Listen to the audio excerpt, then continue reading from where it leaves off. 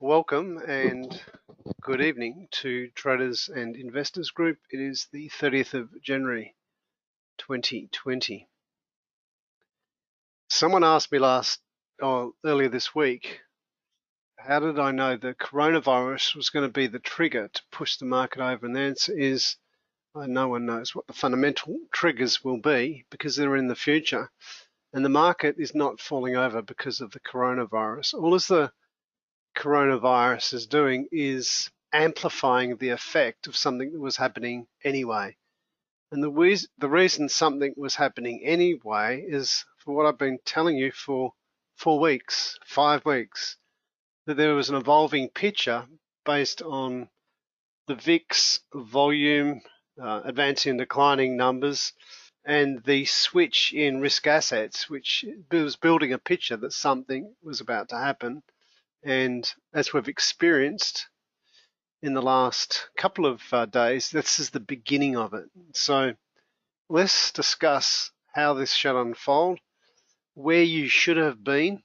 You've had plenty of time to be, so I'm just going to assume everyone acted, where the money is, where to take profits on positions that are now highly profitable or will be in the next few days. And let's see how this works. So first question, is the market going to form what will be a break of trend? Let me just draw a trend line on the screen. A break of trend, and once it breaks the trend, it will be what? Something that we all know. It will be an M top. What do markets do? They fall, they rally, then they fall again. It's called a dog leg.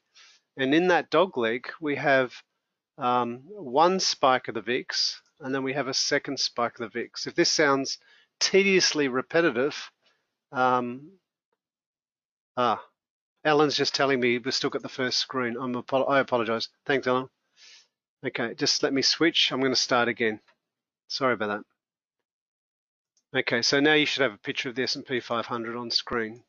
So let me just start again. Okay, so the question was that I was posing and answering at the same time. What's this market going to do next? Well, it's going to break trend. And as it breaks trend, we've got a high. We have a counter trend, which we've experienced in the last 3 nights. And then we'll have a fall which breaks that short-term trend line and forms what we know to be an M top. As it does that fall, we understand that we'll have 2 spikes on the VIX. Spike number 1, spike number 2. And these are words that you've heard me say many, many, many times, and I'm just repeating it just to make sure that we're all on the same page. How far is that market going to fall? I've got no idea. I can take some guesses. And the reason I'm saying no idea, because I think it is driven by how much fear the media can squeeze out of the coronavirus. I don't think, when I look back and remember SARS, could it be worse? I actually don't think so, because we've got highly developed protocols around the world now to contain, this sort of outbreak. That said, it's happening in the second largest economy on the planet, and I saw some projections today. Before it peaks, we'll probably have at least 100,000 people, 100,000 people infected in China, absolute minimum.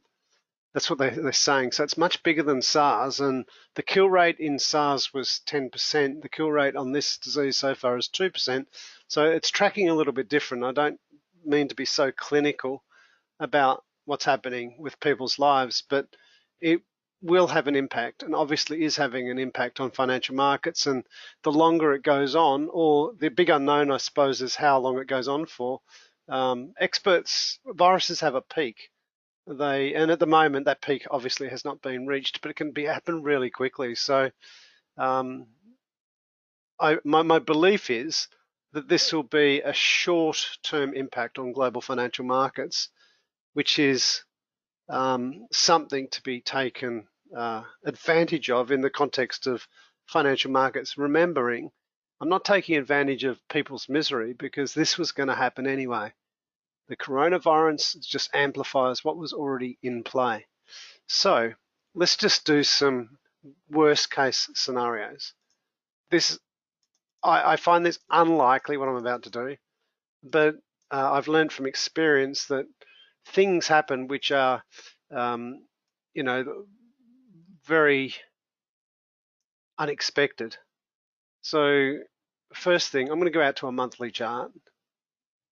This would mean it got totally out of control and it actually became a pandemic. Okay, so it's not a pandemic at the moment. This line here represents the long-term trend line from 2009.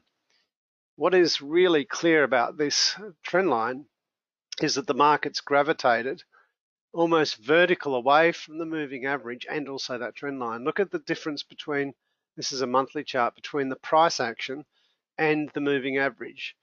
What happens when markets gravitate too far away from the average? We all know the answer. They come back and they revert back to the average movement. So at the very minimum, is it possible that this market can come back to the average? Yes. Is it possible that it can come back to that long-term trend line? Well, that all depends on the next week or two and how this virus starts to escalate, if at all it does.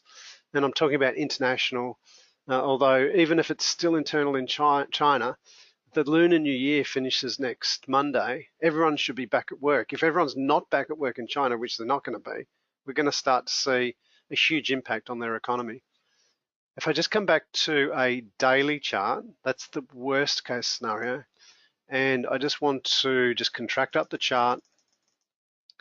And I just want to put in a division of range from the low in 2019 to the present time. Just give me one moment. Just grabbing a Fibonacci tool. And the reason I did that is I just wanted to see what a 0.618 pullback. Now that to me is ridiculous as well. That's even too extreme. But I don't know. All I can pick, just as we analyze the evolution of a top, in real time, I'll analyze the evolution of a bottom, and that's what we'll be doing in the weeks to come. So as markets slice through each of these different levels, the deeper they slice, obviously the worse it's going to get, and we'll see how that's. I've just got a cough. Give me one moment. I've got to just one moment.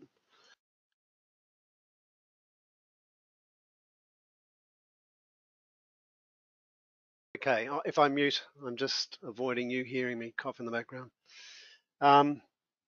So the depth, excuse me, the depth of this pullback is to be projected and to be worked out. But there's obviously a 100% chance that the market is going to break that trend line, because on the overnight market, she's already down nearly 1%, and it's already broken the trend line. So that's why I'm saying there's a 100% chance that we've got an M top, unless something happens. It's 4 a.m. or 3 a.m. in the United States at the moment. As they wake up, the traders will get to work and they'll make a decision. And I would suggest the decision will be to join in on the party and ram that market down tonight. So you should already be non-exposed to damage because of the long-term introduction I've given you on this. And also you should be in assets that are making you money, such as bonds, gold, inverse exchange traded funds, utilities. That's where you should be at this point in time. While we're looking at the equities market, let's go and have a look at, just give me one moment. I've got some questions and I've just missed them. Just give me one sec, guys.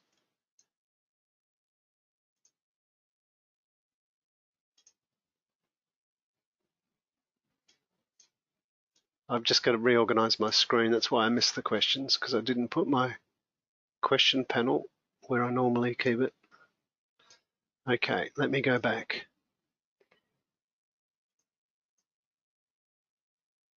Okay, Alan just mentioned that tech stocks in the USA are still strong. That's a true statement. We'll discuss that in a moment. Alan also mentioned US airlines and tourism taking a hit with cancellations, same with around the world.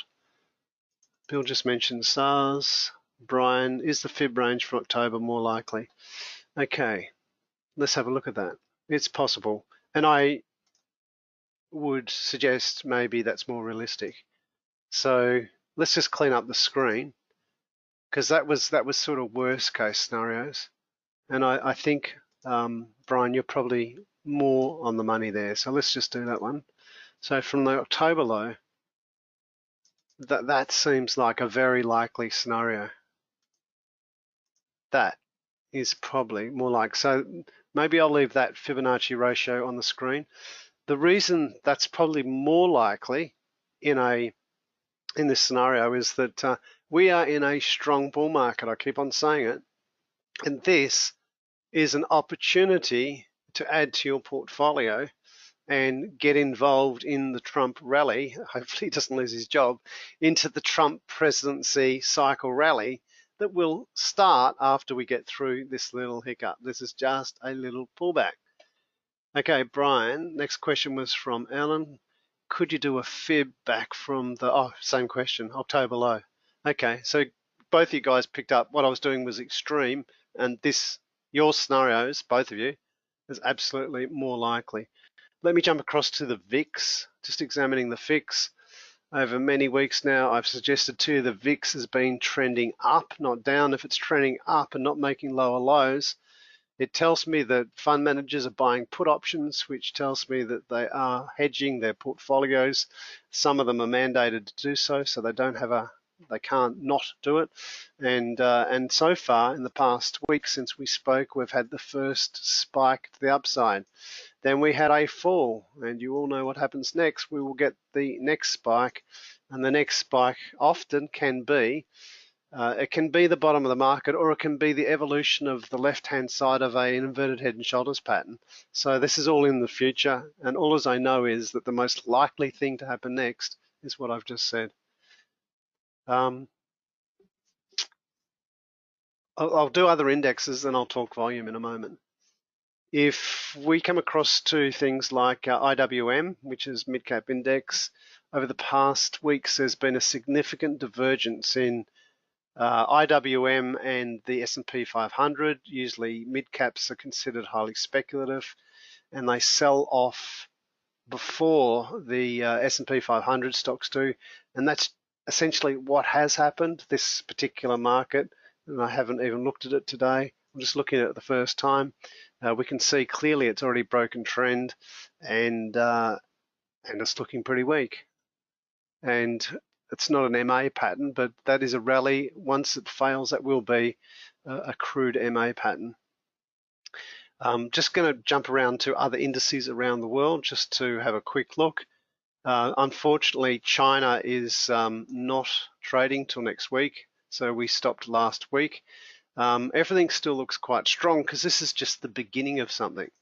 So if it's just the beginning, I don't necessarily expect trends to be broken, and in Canada it hasn't broken just yet. So that's the Canadian exchange traded fund chart. Coming across to the United Kingdom chart, I think I saw on TV today the Europeans cheering the exit of the Brits from the European Commission, so that's a big gap to the downside. So all this, when we're back here next week, we should be seeing, a little bit of more negativity. The last move on the Shanghai Composite was Friday. It had a huge day down, and so you can only gather what's going to happen when they open up on Monday. You'll see a very large gap to the downside, and it'll just all happen on one day. They'll put a week's action in one day. What you'd find if you're within exchanges within China, if they're even at work, which they will be in Beijing, that the orders will be piling up significantly, and you'll see some very ugly scenes on the open on Monday morning within the Chinese market. I'll just pick up Japan. Japan usually is a leading indicator for the United States, and the Japanese market has officially definitely broken trend. And also, if I switch that to a weekly chart, we've got a high, we've got a lower high, and that lower high has been confirmed with a break in the last 3 days. And that's a confirmed M top with a rally. It's now an MA pattern. It just needs to go into its capitulation phase. That's what should happen next. Coming across to Australia. Quickly, EWA, I haven't looked at the chart. We had this major break in the last few weeks. I feel sorry for anyone that got sucked into buying that rally because it was a false break. It's what's called now a throwback, because the market has come back into the range that we had been working with on screen for a long time, and it should continue, if I'm correct, to do so in the next few days. So we've had this little rally today, So this will be a M top as the market possibly, I can't guarantee it, continues down tomorrow. Something could come in tonight, but it doesn't look like it. So looking at the XJO, what's the likely scenario? Well, I can do a worst case scenario again, but it's unlikely, but anything's possible. The unlikely happens if something escalates around the world with this disease. I've got the trend line from 2009. That is the logical place for a market to come back. Again, a little bit alarmist. In a very strong bull market, coming back to a daily chart, the most probable outcome would be the market coming back to the trend line as defined by the August, September, October, December, and recent lows in January. That's probably the most likely thing. I'm very bullish on the Australian market. Coming if that's what happens and we stabilize in the US. I did show you a sector rotation chart of global indices, and Australia is at that point where it is its turn to make a move. So I think it's important. Just saw another comment from Alan about IWM. I'll just go back to IWM and very quickly. Alan said he saw a head and shoulders. Okay, I see what you see. Okay, so Alan sees what he would describe as a head and shoulders, which would be, that's the head, that's the left-hand shoulder. The only problem with that theory, Alan, is the market needs to rally to put in a right shoulder. And if I'm right, I think the market's just going to fall over. So it's a possibility, and we'll see how that unfolds. Okay, so if equities are falling over, what should be fairly clear is they're being driven by something. And that something is people and their volume of trading. I have said it 100 times, the most important volume that I look, well, there's two types of volume. There's daily trading volume, that's the buyers and the sellers. And then there's the internal measures. And you're probably sick of me saying this, with the S&P 500. I have given you a number last week, which is critical to my analysis, and that is the advancing and declining numbers. If they fall below 1.1, it's like the death. It's the death number for internal numbers. I'm blowing them up. And hopefully you can see my cursor on the left-hand side of my screen as I blow it up. You can see that last week the S&P 500. This is the ratio of the volume of advancing, not the numeric value, not the numbers, it's the volume. And if it goes below 1.1, well, it's below 1.01 this week. IWM's gone negative. If I go across the screen to the sectors, XLY, discretionary, is negative. XLP, staples, is below 1.1. XLE, negative. XLF, negative. XLV, 1. XLI, nearly below my trigger level. XLB, negative. XLK, as Alan pointed out, XLK, this is very, very important. XLK is holding the market up. I believe I showed you Apple last week. If the FANG stocks decide to revert back to their average, we're going to see an abnormal pullback in the market. Tech is insane. It's doing something abnormal. In a market that's falling over, it refuses to fall over. I'm just going to go back to that Apple stock because it's so damn interesting and there is something that we should do about it.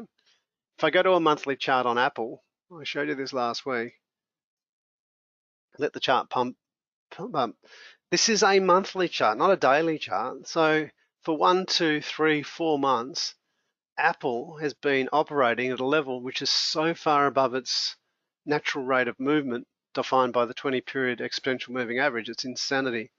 That is going to come back just as it did back in early 2019, late 18, just as it did in 15, just as it did in 13. It's going to come back hard and it can't stay there.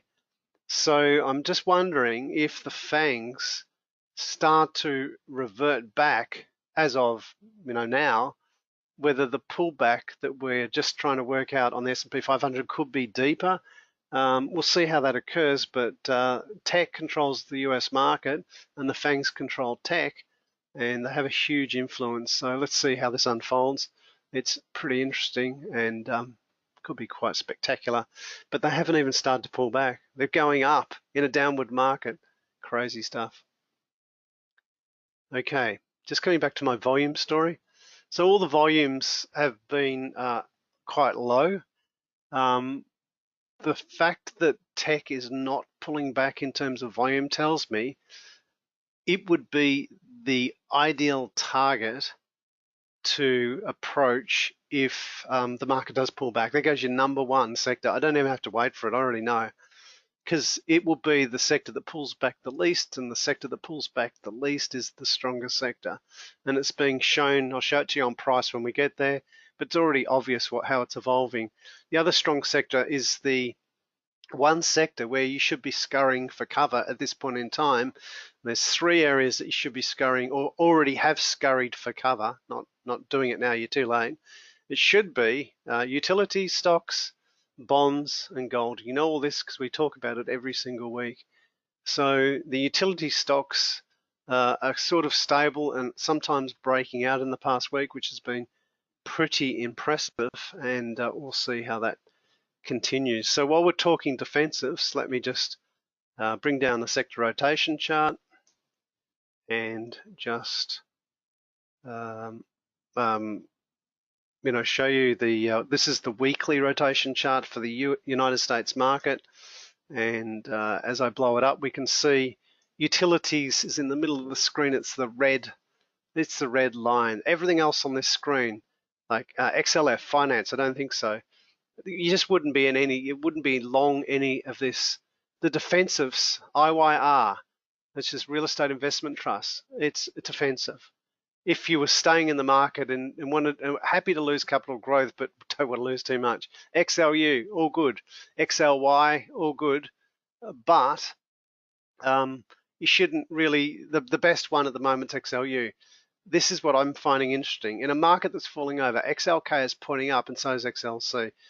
I'll talk about those in the weeks to come, but they're going to be targets for investment in the not too distant future. They are looking like they're the strongest sectors, which looks really, really interesting.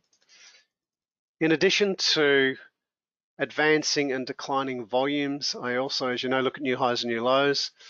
New highs last week was 76, new lows was 1. This week, new highs 56, new lows 2. Advancing and declining stocks in their raw figures, not the volume, but the raw numbers. Last week, 279 stocks advanced, 213 declined. This week, 266 advanced, 226 declined. And we've done the volume ratio numbers, which are, in my view, the blood pressure that drives the market, hence why I give it so much emphasis.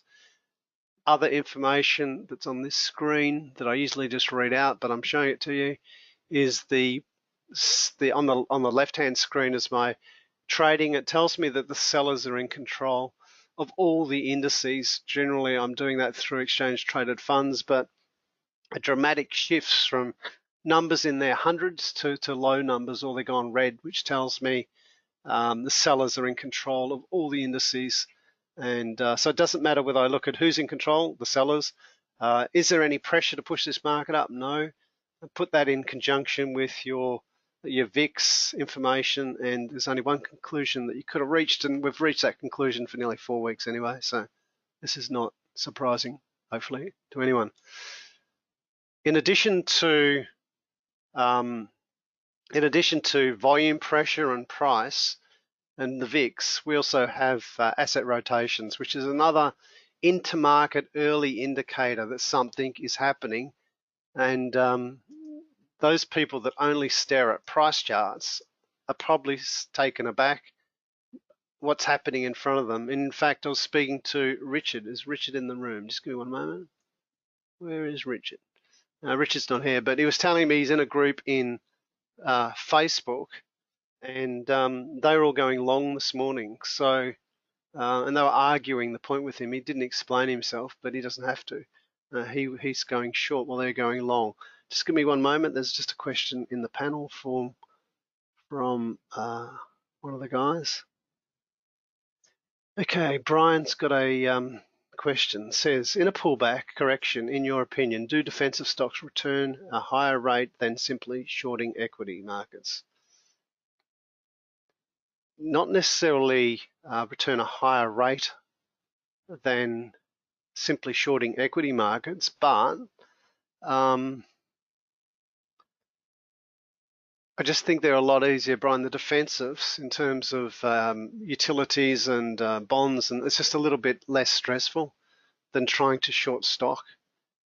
So, and when you say shorting stock, you may be talking about buying puts also, but I like to do the least stressful activity I can, and I find going long in defensive items is probably best. So what you've got on screen at the moment is the asset rotation chart for the markets, and maybe it's a little bit difficult to see. I'm just going to blow it up because I've got two charts on the screen. I'll just bring it down to one chart, and as we can see on the top of the corner in blue, we've got the S&P 500 rolling over, and on the left-hand screen, as I pointed out last week, they're all pre-positioned to rotate up and to the right, which tells me that their turn had arrived. I'm not only looking at it from a rotation chart, I'm also looking at these from a volume, that is SPV, buying and selling volume, and the buyers are all in control of these assets. That said, silver is something going on with silver. I can't work it out at the moment. It looks like it's kind of weak and not going anywhere, but the 7 to 10 year treasury bond, the corporate bond, the 20-year bond, gold, all looking fantastic. Let's go have a look at some charts just to confirm what I just said is true, not false. So first of all, let's just go jump into the bonds. I'm not trading TLT, that is the 20-year treasury bond. I'll just bring it back to a daily chart, but I have been sitting here for days, weeks, and maybe even 6-7 weeks, and here we go. Finally, this damn thing moves to the upside and looks incredibly bullish. My upside targets for bonds, utility stocks, which I'm in, so it's just a couple of them, and gold, is no further than the fall that we're about to experience on the markets. These are not long-term positions. They are all shorter-term positions.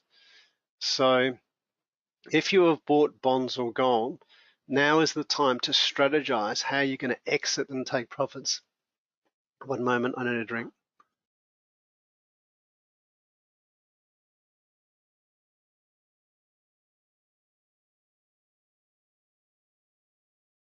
Okay, so if you're in profit, maybe your strategy may be, if we do have a fall in the market tonight and this goes up, maybe you might start following up with a trailing stop, or maybe you might develop a target on screen. So I stress that these are, again, not long-term positions. We've waited a long time for it to happen, but now it's happened. Don't be silly. Okay, so this is a 7 to 10 year treasury bond. I have got positions in this, and I need to, maybe after tonight, I'll work out targets, and I don't even know what to use. I could use previous ranges, or maybe I'll use volume. I don't know yet. I actually haven't given that any thought. I'm just telling everyone in the room, this is not going to be held for more than 2 weeks. Maybe in 1 week, I'm out of bonds, out of gold. The last instrument that I've been involved in has been the investment grade corporate bond, and that also has made significant moves to the upside. So everything's looking good, just like it to make another decent break. So coming across to one other defensive, I'm just going to pick up the utility sector. I am in utilities, and we can see that in the last 2 weeks, utilities have had a major move to the upside. If the market falls over, they probably will either go sideways or push to the upside once again. And so if you are in utilities, and I only just bought 2 of them, 2 utility stocks, stay in them. But your trigger for exit will be when you think the market has bottomed out, when the second spike on the VIX occurs, time to leave. Party's over. Defensives have done their job. Okay, let's go over to gold now, and I'll have a look at the overnight service just to see what's happening.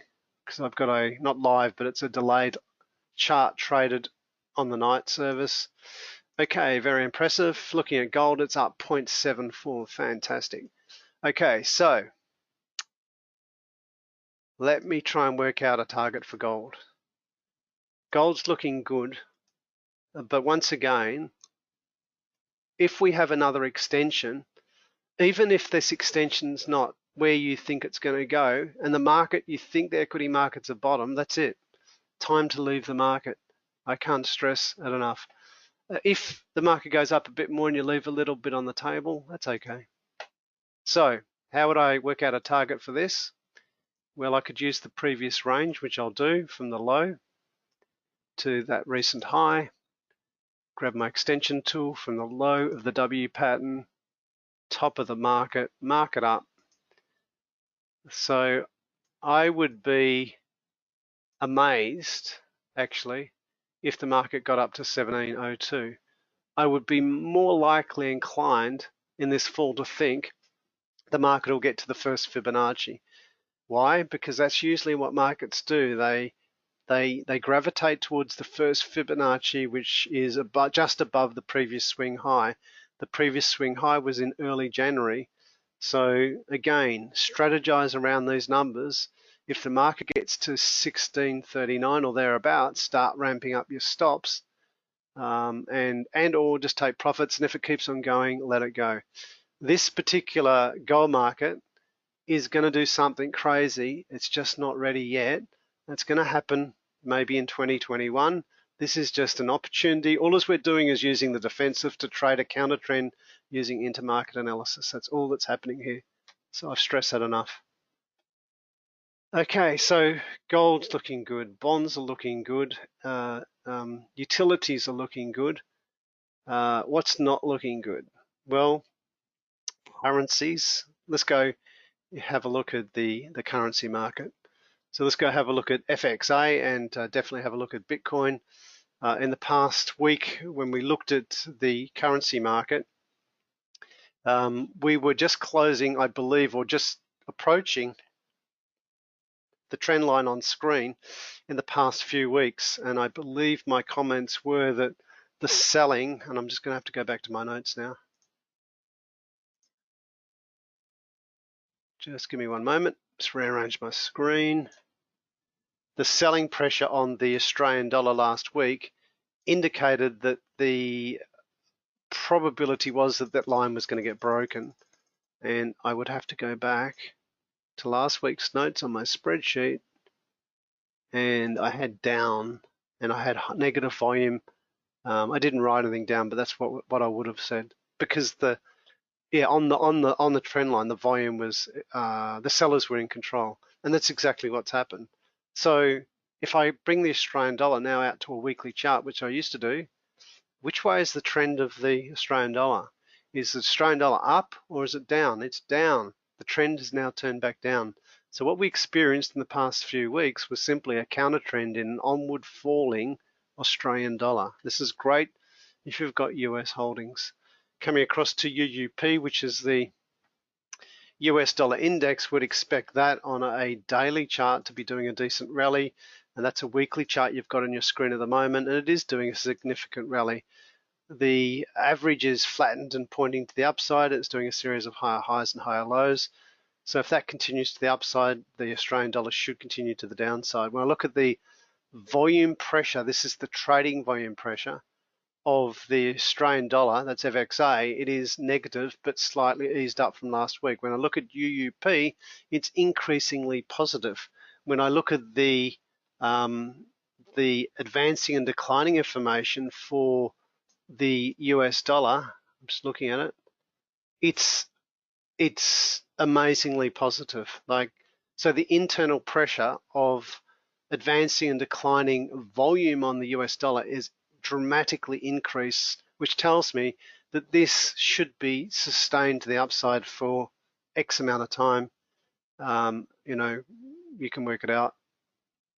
Let's go have a look at the silver.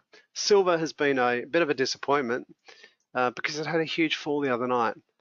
I think that silver and gold are actually going to be a big short And the reason that I think they're going to be a big short is based on the commitment of traders report. Let me bring across a picture of the commitment of traders report based on at least copper. Sorry, did I say copper? I meant to say gold. And I've got the wrong chart up. One moment. I captured the chart earlier just to show you. Okay, so the chart on the screen is not what I want to show you. Just got to get it lined up. Okay, the chart on the screen, if you could just give me a chance to blow it up, is almost there. This is gold. So if you look at this gold chart and you read it in the context of commitments of traders, the brown line in the middle of the screen is the commercials. The commercials are selling gold while the market's going off. That tells me that this is not sustainable to the upside. I could go back and give you history and talk in reverse, but this is not sustainable. Therefore, I'm not going to repeat myself. You need to take profits in gold in the not too distant future. If you get a big spike, an abnormal spike, maybe grab your profits. And if I showed you the silver chart, it's exactly the same. The brown line at the bottom of the screen is the commercials. They're selling silver in the background. Hence, silver and gold are probably a great approaching short, not a great buy. And I'll stop repeating myself. While I'm on the commodities chart, so we've done gold, we've done silver. 2 weeks ago, or even 3 weeks ago, I gave you a trade on copper. And last week I showed you this chart and I justified a short on copper because of what? The price was going up, but the commitment of traders' information, the commercial guys are selling. The commercial guys are generally, not always, but generally, they are always right. So that brown line tracking down, the price chart was almost doing an M top. It just needed to close below the midpoint of late and you've got yourself a confirmed top. So in the past week, as you can see, what I suggested might happen has dramatically happened. That would have been a trade. Did I take it? No, I didn't because I'm doing too much. But that was a great example of preempting a really big fall because it's not supported by anything. And if I could back it up also with volume if I cared to look. But that's the first piece of information that attracted my attention to an upward moving market, but a diverging commercial information that tells me it wasn't going to continue to the upside. So that's good. I've just got to read the comments in the book. Okay, Bill's just make a really interesting comment, and the comment is most of the major US gold stocks are not looking to flash. I agree, Bill, and I've been really, really disappointed in something. Let me show you, because remember I've been tracking 2 gold stocks. The reason the gold stocks have been operating completely different to gold. So remember there's a number of different categories. When you're thinking gold, you've got to think gold, as in physical gold, gold producers, gold explorers, and I introduced you to a new category. These are gold financiers or royalty companies, which are completely different again. So when you're thinking gold, the last thing you want to go near is explorers, 2 penny stocks. You're wasting your time. When I was looking at HUI, which is the gold bugs index, I was really annoyed to see it fall 2 nights ago. And all the gold stocks really haven't responded at all to the movement in the physical price of gold. It leads me to believe that I'm right about gold and silver. They're about to fall over. They just haven't happened yet because of equity markets are falling, so they're being held up, but they will fall over. Therefore, my reasons for not sticking in there too long. What's been really pleasant, I introduced you to a gold royalty company called FNV, Franco-Nevada Corporation. It's been absolutely fantastic. this is the first time I told you I didn't know about gold royalty companies till I heard a recording about them. Now that I know about them, I've got to research a few more, and I think I've got them anyway. They're RGLD, ORIAU, but this has just been fantastic. So gold stocks have been going nowhere. These royalty companies have been going everywhere. So they're pretty impressive. And what I was reading is they act very different to your normal gold stock. So I've been tracking EOG. Have I been disappointed? It hasn't moved. In fact, I've got a losing position in Eldorado Gold. I thought I should be making a bit of money. I do know, though, that many of the average gold stocks have made big moves last night. So I think we'll get one little push in the gold stocks like MUX, GORO, all went up big time last week. Last night, but don't get overexcited in the gold stocks. Stick with GLD, which is reflecting the gold price, and or if you're still in FNV, strategize round an exit. As you can see on this chart, where is the price of this stock in relation? This company in relation to the average. If it goes up, dramatically, it'll be gravitating way above the average, which will tell you it's going to mean revert. Hence, time to take profits. Okay, so we've done gold, we've done currencies, but I haven't done Bitcoin. Last week, I pointed out that Bitcoin, for the first time in a long time, has actually produced a trend. If I bring up my Bitcoin futures chart, the notes from last week are still, no, they're not there. But anyway, the observations that we made last week. First observation was Bitcoin's made a break of trend. Second observation was that Bitcoin had done a W pattern and started to do a series of higher lows.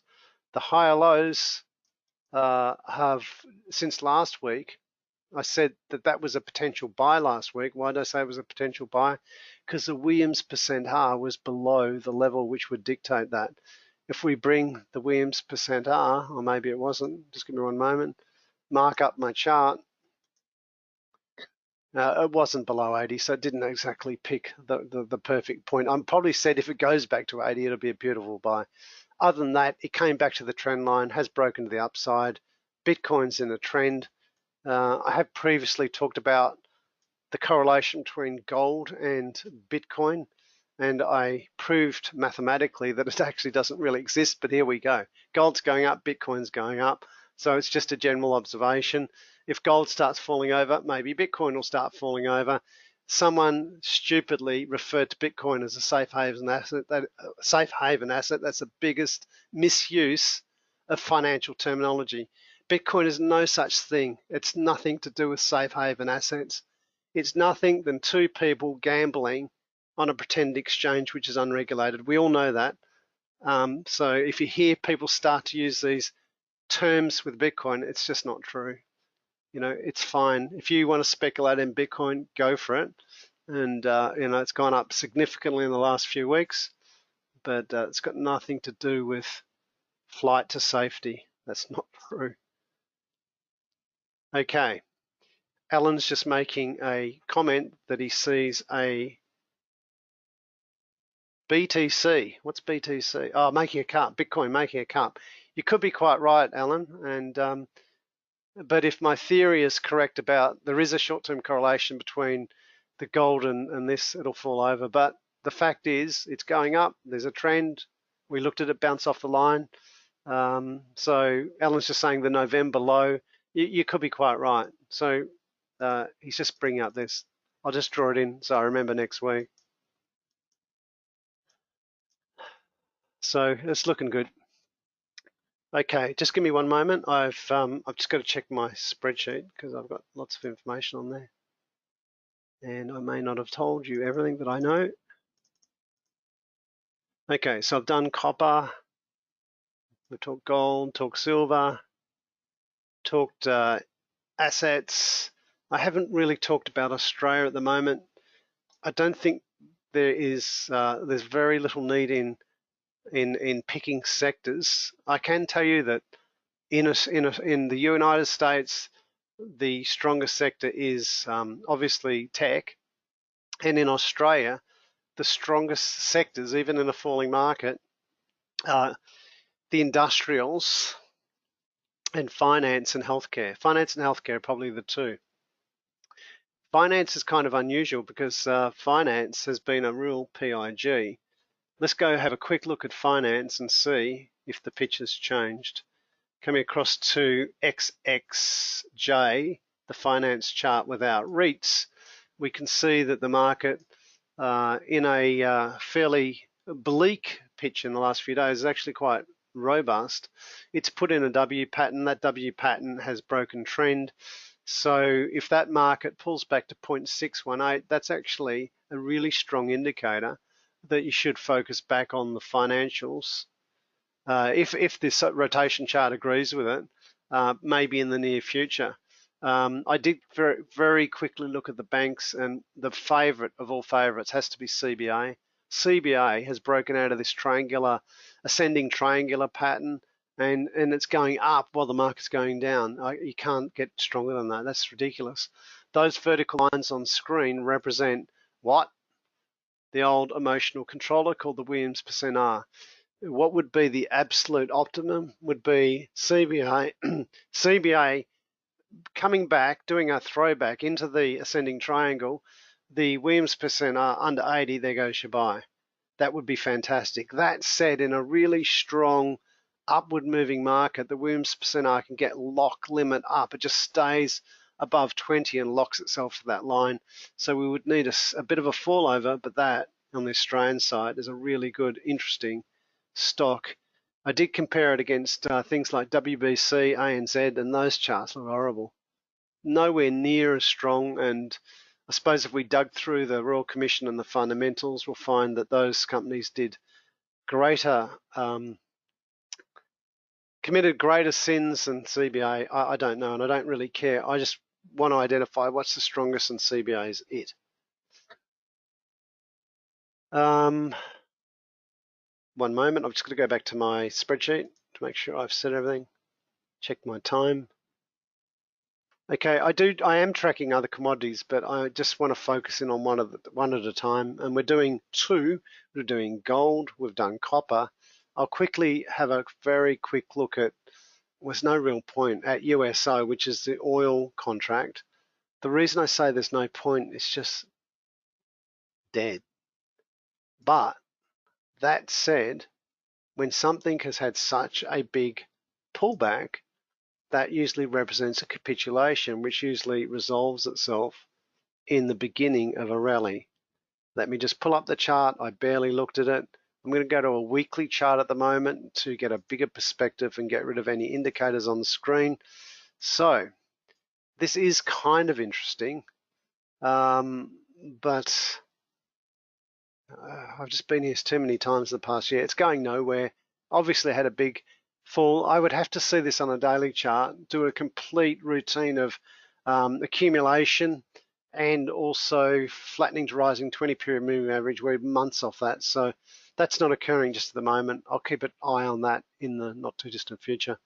So we'll see how she goes. Give me one moment. Just want to go up the top of the screen. Just going back to the overnight market. Overnight market's picked up a little bit. It's 0.77 down. It was nearly 1% down before I started. Does that mean anything? It means nothing because it's still only 3:50 in the morning in New York. Mike's got his hand up. Mike, you've got your hand up. I'm just looking for your question. Just give me one moment. Mike, did you have a question? That's Mike White. Your hand's up in the question panel.